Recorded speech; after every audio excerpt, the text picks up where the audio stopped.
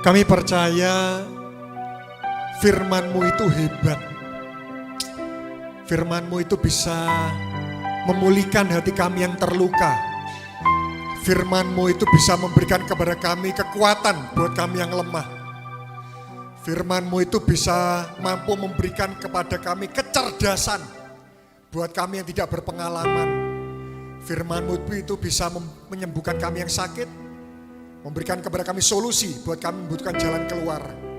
Oleh karena itu, siang hari ini, berikan roh pewahyuan, hikmat dan akal budi, sehingga kami dapat mencerna setiap nasihat-nasihat firman-Mu, dan biarlah itu akan mendatangkan kekuatan antibodi buat setiap kehidupan kami, sehingga hidup kami yang sementara ini bisa maksimal dipakai oleh Tuhan. Kami berdoa, pakai kami Tuhan. Di masa muda kami, Kau pakai kami, Kau bentuk karakter kami, Kau persiapkan kemampuan kami. Hanya di dalam nama Tuhan Yesus Kristus, dan kita semua sama-sama berkata, amin, amin, amin. Baik, shalom saudara, selamat siang. Kalau boleh tahu, siapa yang tadi di ibadah pertama mendapatkan baptisan Roh Kudus? Bisa berbahasa roh, bisa tolong berikan tangan. Yang mendapatkan. Oke, saya pastikan lagi, yang angkat tangan ini apakah benar saudara sebelumnya tidak pernah, lalu saudara tadi pernah? Apakah benar?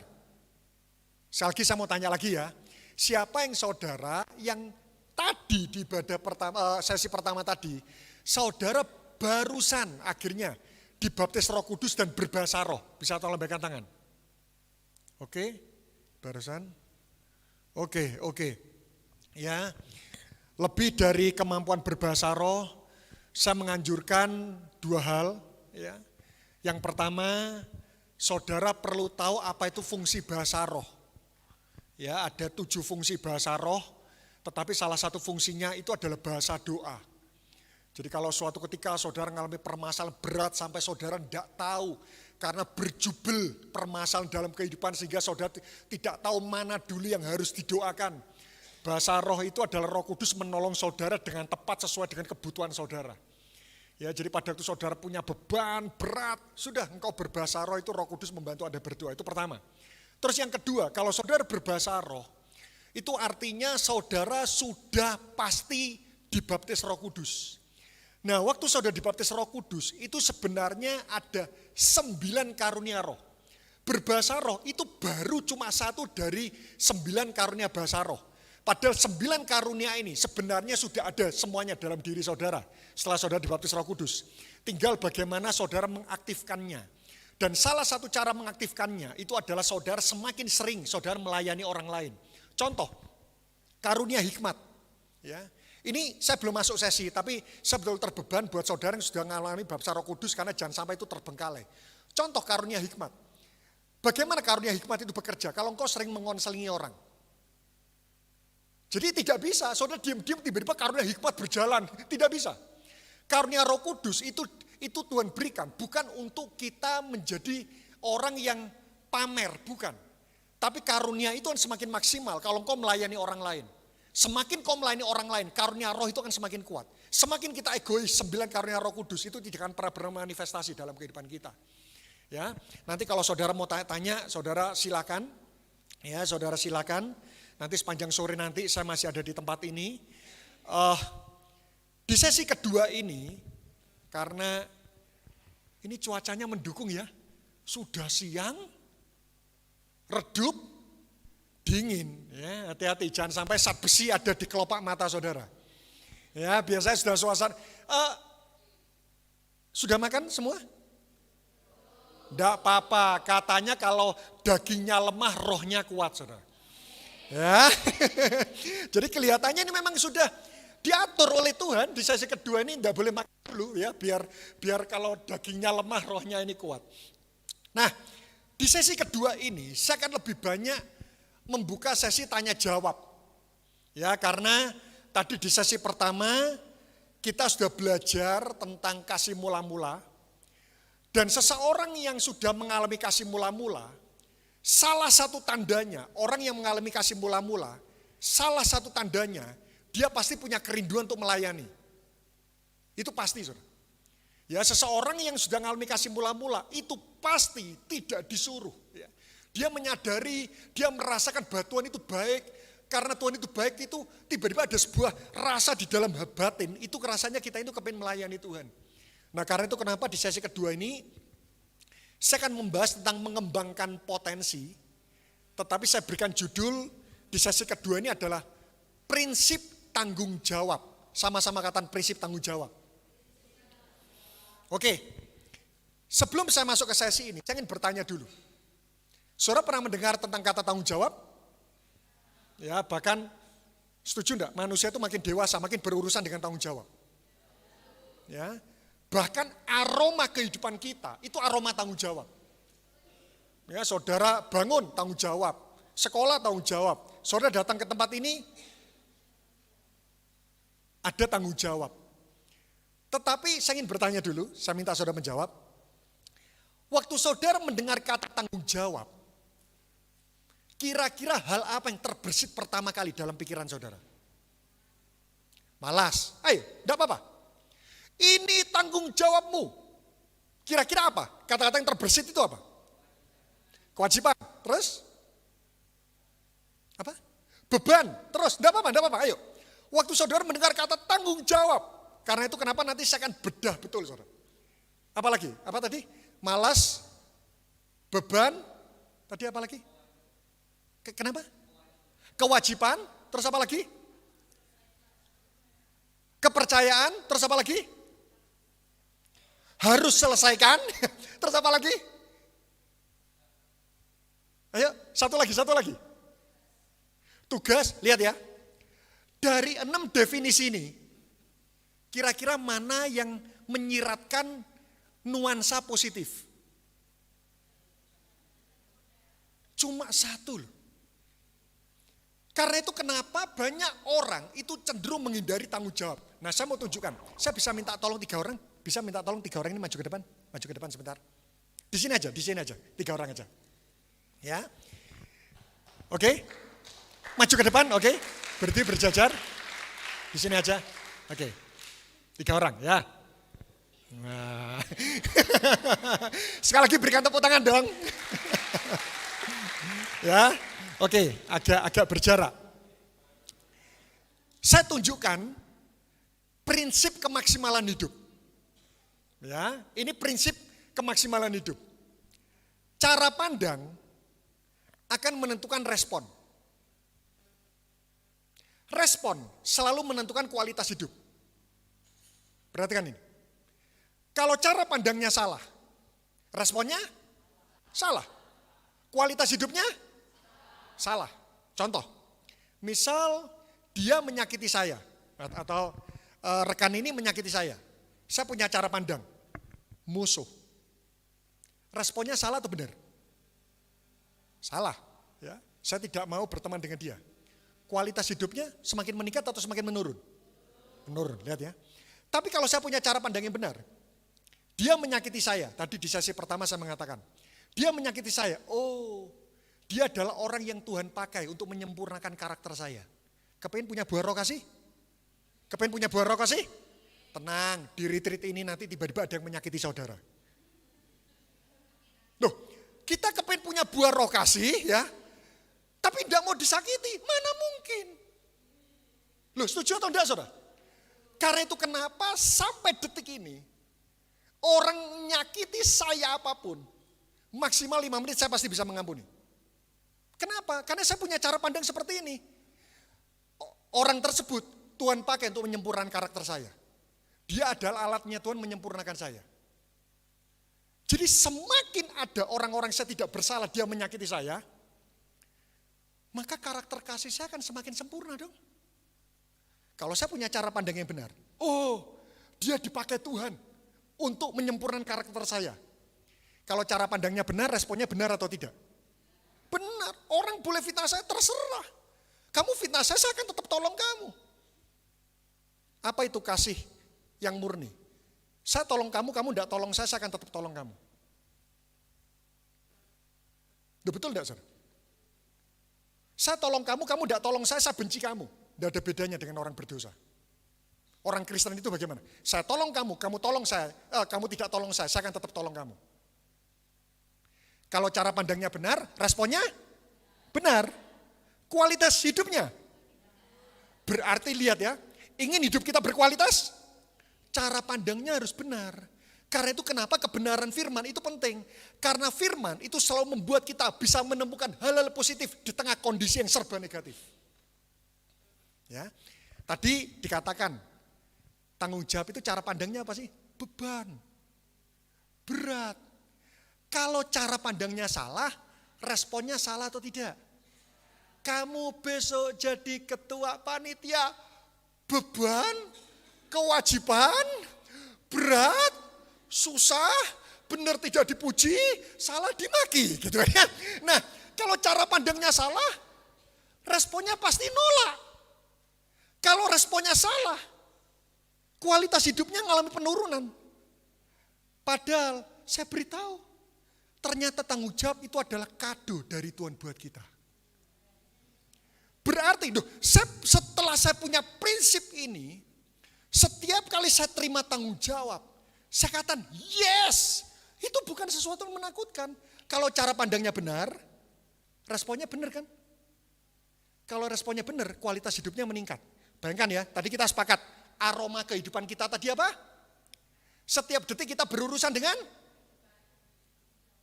tanggung jawab. Ya, bayangkan, setiap detik kita berurusan dengan tanggung jawab.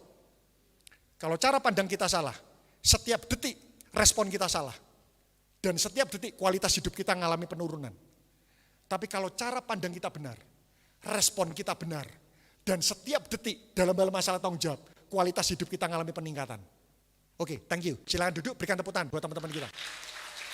Ya, goal saya hari ini, firman Tuhan mengajarkan, kalau saudara terima tanggung jawab, ayo besok kamu worship leader ya. Oh yes.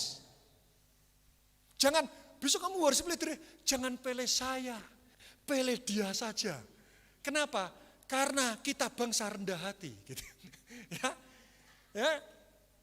Goal saya hari ini, goal Tuhan atas sesi ini hari ini, setiap kali saudara terima tanggung jawab, saudara bisa melihat itu kado dari Tuhan buat kita. Mari kita lihat.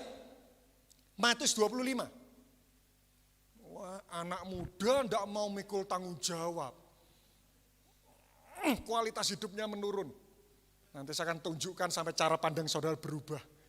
Wah, sudah. Mulai hari ini cari panitia, tidak susah. Loh, yang amin 2. Oleh karena itulah kenapa sesi ini penting. Ya. Saudara perlu catat, saudara perlu ingat, sehingga waktu saudara jadi pemimpin suatu hari kelak dan saudara lemes, wah sulit semuanya. Saudara, setuju enggak? Fakta menjengkelkan dalam kehidupan ini itu seperti ini. Sesuatu yang enak cenderung tidak sehat. Sesuatu yang tidak enak itu cenderung sehat, betul enggak? Kalau mau enak, enggak sehat. Enggak enak, sesuatu enggak enak itu cenderung sehat. Jadi pemimpin itu enak atau tidak? Makanya itu sehat. Terima tanggung jawab itu enak atau tidak? Karena itu kenapa sehat. Tidak terima tanggung jawab, itu enak. Loh kan enak kan ya? Saudara datang ke sini, semua disiapkan, makanan disiapkan, itu enak. Tapi tidak sehat. Kalau mau sehat, jangan kejar terus yang enak. Karena faktanya dalam hidup ini, semakin kita tidak enak, justru itu semakin menyehatkan kehidupan kita. Matius 25 ayat 15. Ya. Saya semangat betul kalau bahas tentang masalah tanggung jawab, saudara. Ya. Ini kalau saya khotbah di hadapan orang usia 80 tahun, semua berat. Berat ya. Tapi kalau sama anak muda, wah lost control ini sudah. Tanpa filter sama sekali. Saya akan masuk, ada 2 respon manusia saat menerima tanggung jawab. Ya. Nanti saudara tentukan, saudara ada di kelompok yang mana saat menerima tanggung jawab. Matius 25 ayat 15, saya minta yang pria yang membaca, 2, 3.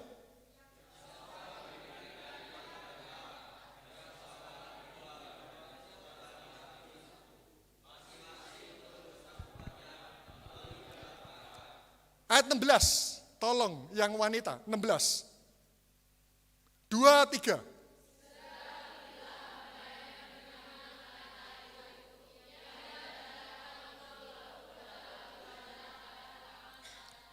Garis bawahi kata-kata segera pergilah.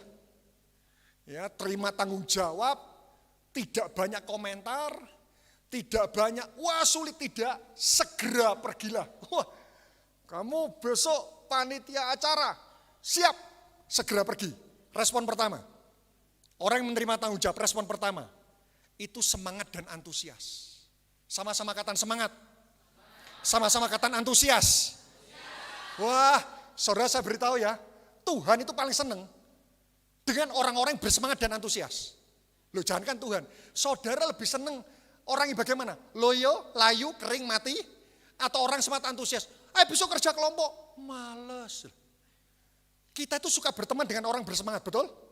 Kita ini suka berteman dengan orang antusias. Dan dengarkan, semangat dan antusias itu memenangkan 40% pertandingan. 60%-nya butuh perjuangan, tapi 40% itu sudah ada dalam kemenangan saudara. Saudara mengerjakan sesuatu, lemes. Itu sudah kreativitas, kekuatan, keyakinan, ketahanan itu sirna semuanya. Tapi kalau saudara mengerjakan sesuatu itu semangat, wah itu tiba-tiba gini, orang semangat itu seperti, tiba-tiba kreatif, tiba-tiba kuat, tiba-tiba yakin, tiba-tiba tahan. Ya contoh seperti tadi ibadah lagi. Sesi pertama saya sampaikan, kalau saudara suka seseorang, banjir ya, saudara bisa mikir cara apapun, tetap bisa jemput. Jadi, kalau orang itu terima tanggung jawab, itu semangat dan antusias, heran. Kreativitas Tuhan itu tiba-tiba banjir dalam kehidupan orang tersebut. Ya. Yang pertama semangat antusias. Semangat antusias itu 40% sudah menang, 60% itu tergantung perjuangan. Respon kedua, ayat 24. Ini hamba yang punya satu talenta ini. Ayat 24. Matius 25, 24. Yang pertama semangat dan antusias. Tentukan di mana saudara akan berdiri. Ayat 24. Kini datanglah juga hamba yang menerima satu talenta itu dan berkata, Tuhan, aku tahu bahwa Tuhan manusia yang kejam, yang menuai di tempat di mana Tuhan tidak menabur dan memungut dari tempat di mana Tuhan tidak menanam. 25, perhatikan, ini respon kedua. Karena itu aku takut, sama-sama kata takut. Dan pergi menyembunyikan talenta Tuhan itu di dalam tanah, ini terimalah kepunyaan Tuhan. Respon kedua, takut dan malas. Waduh, tadi yang pertama apa saudara? Semangat dan yang kedua takut dan malas. Saya tanya, pernah takut enggak terima tanggung jawab? Kenapa takut? Kenapa? Ayo. Takut gagal, terus? Kenapa? Kenapa Anda takut terima tanggung jawab, kenapa? Kenapa? Takut tidak dilaksanakan. Ada lagi? Takut? Takut dievaluasi, oke. Takut dievaluasi. Ya, padahal evaluasi akan membuat kita mengalami kemudian di kemudian hari gitu ya. Nah, saya tanya lagi. Menurut saudara, ya saya lebih banyak diskusi aja. Menurut saudara, kita itu seharusnya menerima tanggung jawab itu yang di bawah kemampuan kita atau di atas kemampuan kita? Renungkan sejenak. Kalau saudara paham prinsip ini, saudara bisa memberikan respon yang benar. Harusnya kita itu berani terima tanggung jawab. Itu yang di bawah kemampuan kita atau di atas kemampuan kita tanggung jawab itu. Siapa yang setuju kita harusnya terima tanggung jawab itu yang di bawah kemampuan kita? Yang di bawah. Loh, salah enggak apa-apa, enggak langsung disuruh pulang. Yuk. Yang setuju, kita harusnya terima tanggung jawab itu yang di bawah kemampuan kita. Loh, ayo, oke. 1, 2, 3. Oke, siapa yang setuju? Oke, 4. Siapa yang setuju bahwa kita itu harusnya menerima tanggung jawab itu yang melebihi kemampuan kita?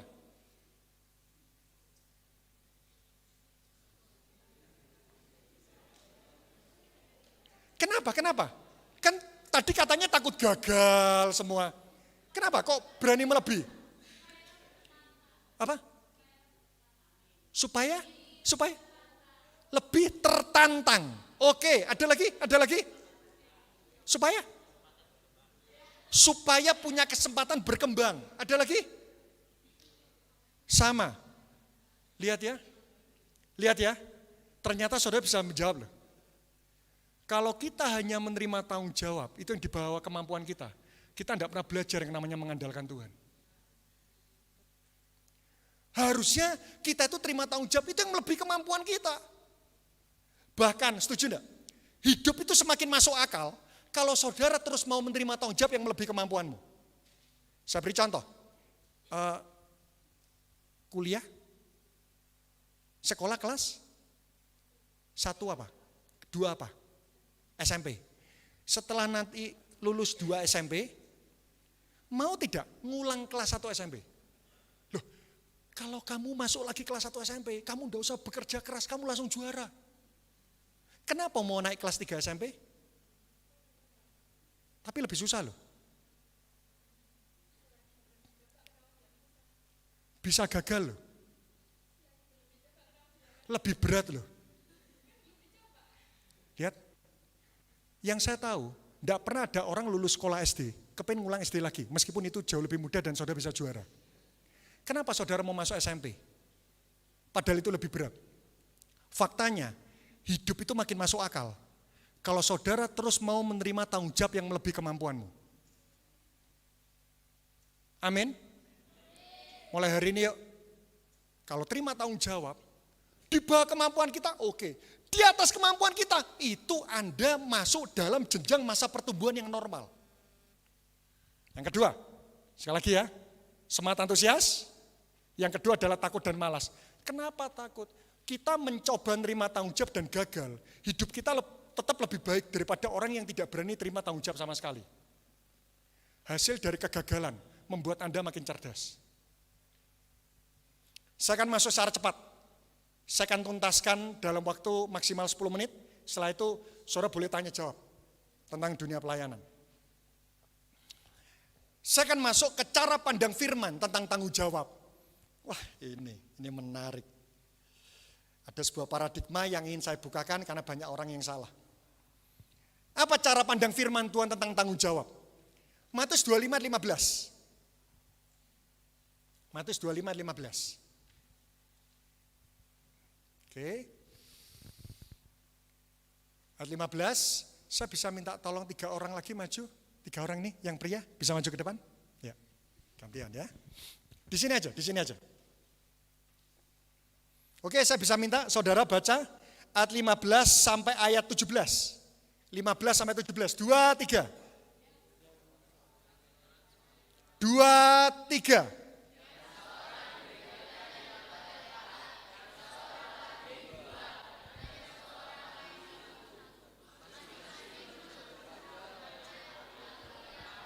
16.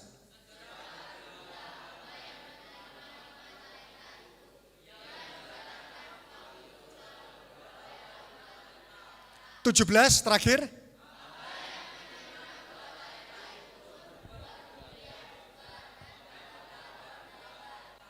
Oke, perhatikan ini. Menurut Anda, kan ada hamba yang diberi berapa talenta? 5 terus? 2 terus? Menurut saudara jumlahnya, itu yang menentukan Tuhan atau mereka? Ini saya anggap 3 hamba. Jumlahnya menentukan 5, 2, 1 itu Tuhan atau mereka? Tuhan atau mereka? Tuhan atau mereka. Inilah yang sering kali salah dimengerti. Buka ayat 15. Masing-masing menurut lo banyak pengkhotbah itu mengkhotbahkan 5, 2, 1 itu yang menentukan Tuhan, bukan 5, 2, 1 itu yang menentukan mereka menurut kesiapan mereka. Oke, saya tanya di sini. Kalau mau diberi talenta mau 5, 2 atau 1? 5, oke. Kalau seandainya diberi tugas jadi panitia retreat, lebih milih jadi panitia retreat yang pesertanya 500, 200 atau 100?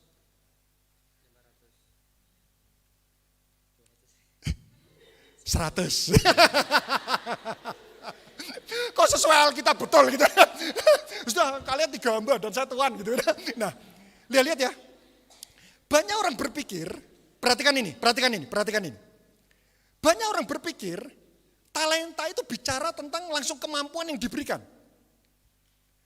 Talenta itu berbicara tentang tanggung jawab, saudara. Karena itu kenapa kalau saudara baca ditawari 521 ada yang minta 1, enggak siap. Jadi waktu itu Tuhan seperti ini. Mau berapa? 5 siap? Siap. Kamu 5 siap? Enggak siap. Kalau mau memimpin departemen, cari departemen yang isinya 5 orang sulit dipimpin, 2 orang sulit dipimpin, atau 1 orang pemberontak.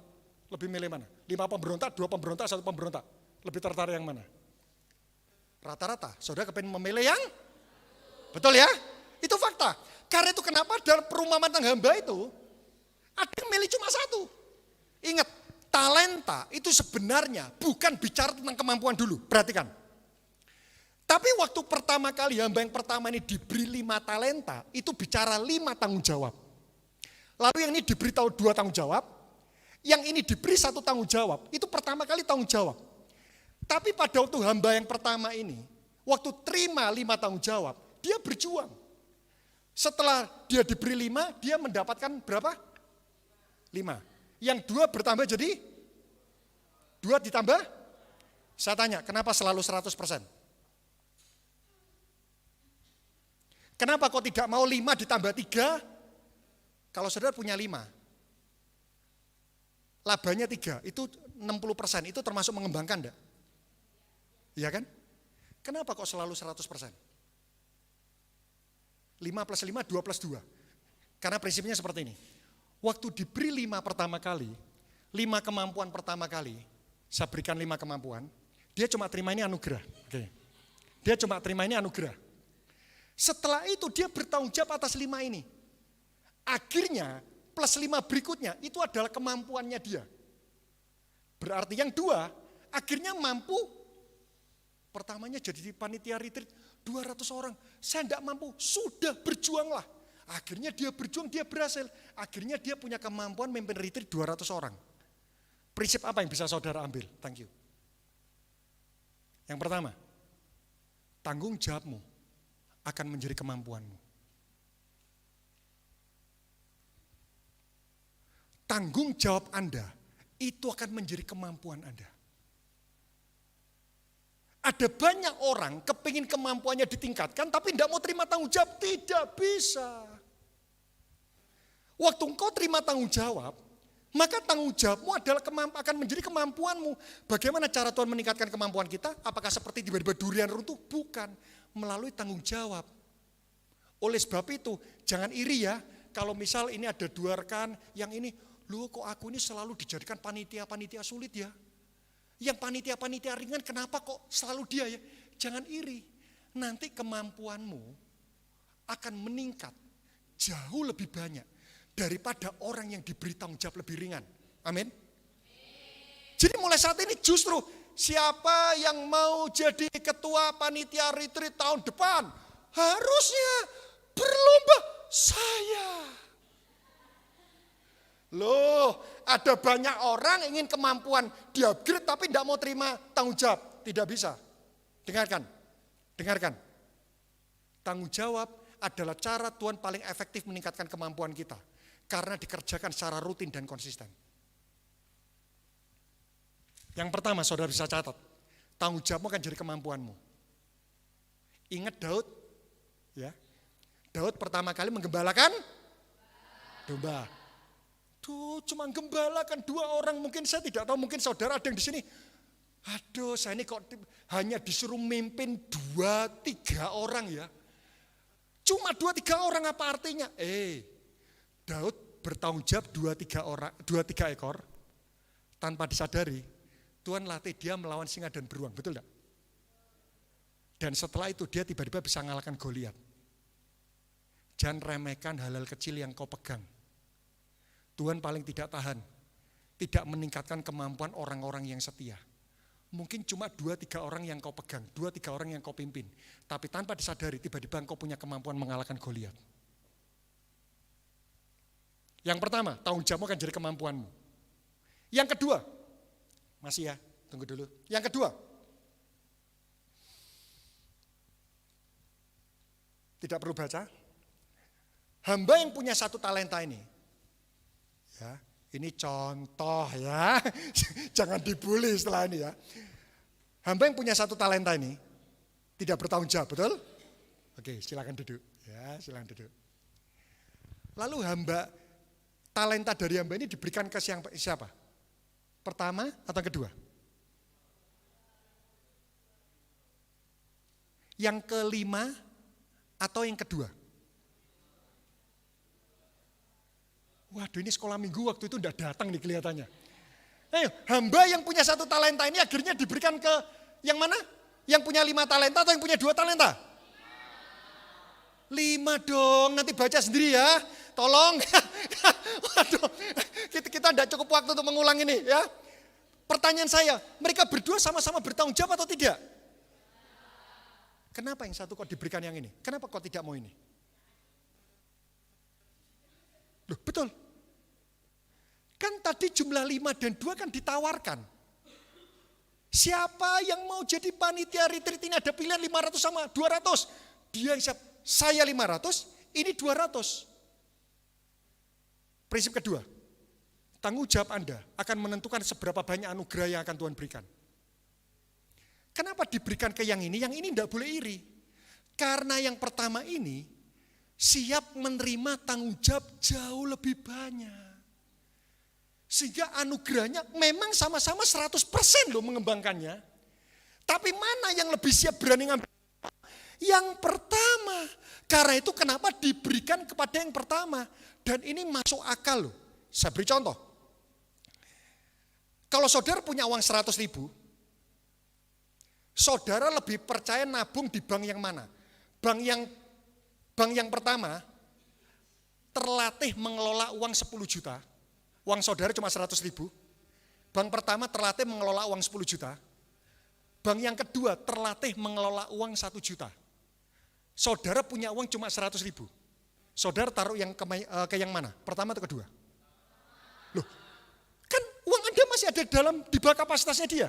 Kenapa diberikan ke yang pertama? Kemampuannya lebih kuat.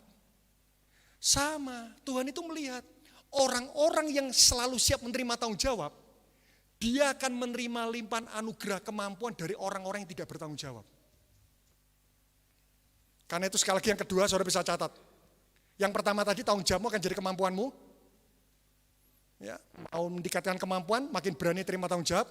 Yang kedua, tanggung jawabmu akan menentukan seberapa banyak anugerah yang Tuhan berikan dalam hidupmu. Yang ketiga yang terakhir, thank you, silakan duduk.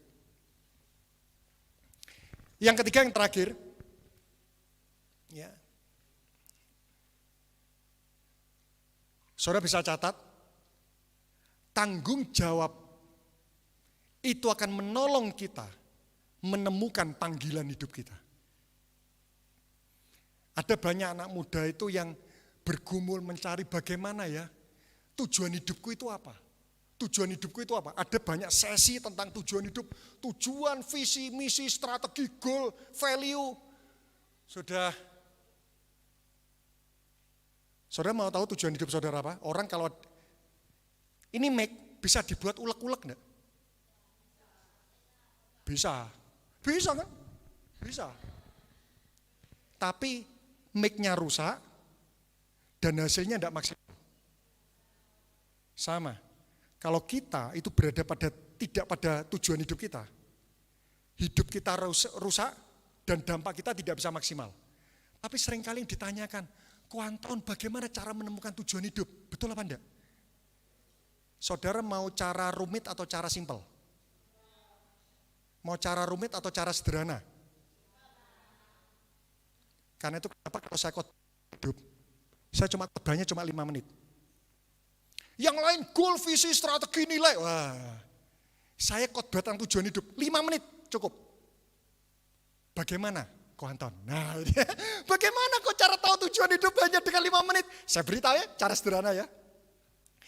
Saya umpamakan diri saya itu seperti seseorang bodoh yang tidak ngerti tentang tujuan akhir kehidupan saya.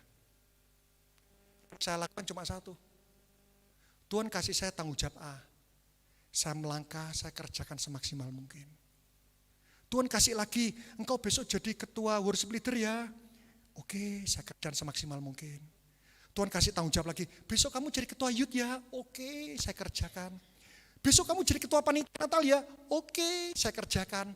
Lambat laun, di kuliah dikasih tanggung jawab. Oke, saya kerjakan. Lambat laun. Tiba-tiba, saya bisa mencapai tujuan hidup yang Tuhan berikan. Ternyata tanggung jawab itu seperti sebuah umpan atau langkah satu persatu yang Tuhan berikan agar engkau bisa sampai kepada tujuan hidupmu. Karena itu bagaimana cara menemukan tujuan hidup? Gampang. Sudah, do the best saja. Tanggung jawab saja. Saudara kuliah the best. Saudara sekolah yang terbaik. Nanti engkau akan melihat ternyata semua yang engkau alami itu ternyata seperti sebuah tenunan yang membawa engkau kepada tujuan hidup yang Tuhan berikan. Karena itu kenapa hari ini 3 prinsip ini tentang tanggung jawab. Tanggung jawab akan menentukan kemampuanmu. Ayo teman-teman, kalau engkau ingin kemampuanmu terupgrade, ya beranilah untuk engkau terima tanggung jawab. Semakin besar tanggung jawabnya, semakin kau mengandalkan Tuhan dan semakin kemampuanmu akan di-upgrade. Gagal, enggak apa-apa gagal. Orang yang berupaya kuliah namun gagal, itu tetap lebih baik daripada orang yang tidak mencoba sama sekali. Yang kedua, tanggung jawabmu akan menentukan seberapa banyak anugerah yang kau terima. Dan yang ketiga, tanggung jawabmu akan menolong kau menemukan panggilan hidupmu. Saya selesai secara materi, silakan saudara kalau ada yang mau bertanya. Apapun itu tentang pelayanan, tentang tanggung jawab, silakan saudara.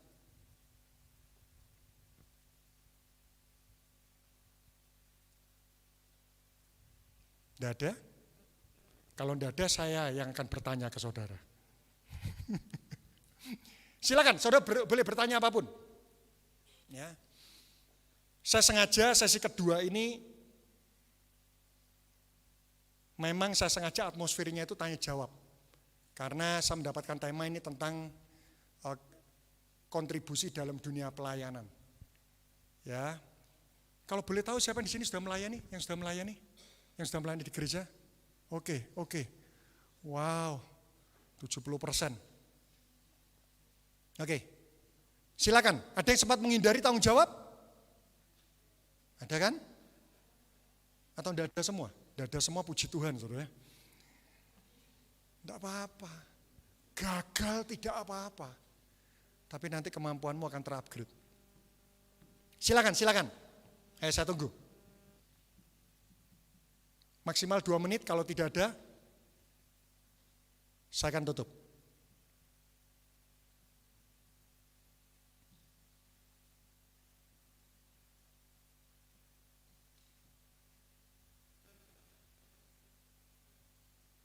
Ini paham atau ngantuk, saudara? Ngantuk ya, ngantuk atau lapar? Lapar ya.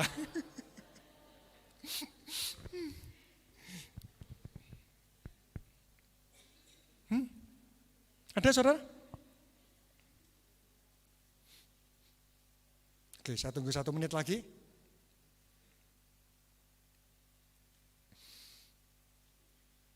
Pasti tidak ada pergumulan saudara dalam dunia pelayanan, atau mungkin sungkan ya. Mau tanya pemimpin saudara ada di sini juga, seperti itu kelihatannya ya. Sehingga sungkan bertanya.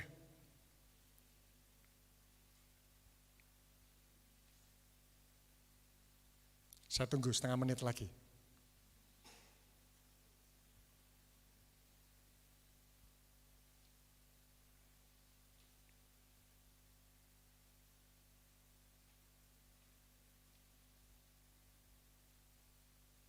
Sepuluh detik lagi. Kelihatannya ya udah saya tuntaskan sekarang sudah. Oke, sudah tidak ada? Ada ya, ini kelihatannya wajah-wajah yang butuh 5 roti 2 ikan ini kelihatannya. Yuk, mari kita berdoa. Engkau memberikan pencerahan kepada kami tentang tanggung jawab. Kami berdoa agar mulai saat ini kami menjadi orang-orang yang berinisiatif, bersemangat, dan berani untuk memikul tanggung jawab. Karena ternyata tanggung jawab ini adalah pola Tuhan untuk meningkatkan kemampuan kami. Tuhan tolong setiap anak muda di tempat ini, agar melalui apa yang mereka kerjakan, itu mereka seperti mendapatkan sebuah pelatihan. Sehingga tanpa mereka sadari kemampuan mereka di-upgrade dari waktu ke waktu. Sempurnakan kebenaran firman-Mu. Seperti seorang Daud yang bertanggung jawab atas 2-3 ekor kambing domba. Dan ternyata tiba-tiba Tuhan mengupgrade kemampuannya. Cukup setia, cukup bertanggung jawab, cukup menuntaskan. Cukup do the best. Nanti tanpa disadari kami akan mengalami yang namanya lompatan-lompatan anugerah. Kami berdoa, sempurnakan firman-Mu. Jadikan kami anak-anak muda yang antusias dan bersemangat. Terima kasih. Setelah ini kami akan makan, kami akan masuk kepada acara berikutnya. Kami berdoa hadirat Tuhan itu selalu menyertai kami. Di dalam nama Tuhan Yesus Kristus, dan kita semua sama-sama berkata, amin. Terus memberkati saudara semuanya.